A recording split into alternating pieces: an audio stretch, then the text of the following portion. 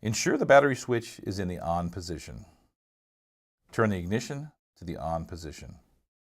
The window unit will begin to light in the following sequence. The red light underneath indicates power being routed to the window unit. The unit is booting up much like a computer. 3 to 5 minutes later, the IR lights will come on, followed by blinking green GPS and yellow 3G signals. The green and yellow lights will turn solid, signifying proper unit connection. Please allow between 5 and 10 minutes of flashing lights before confirming any issues.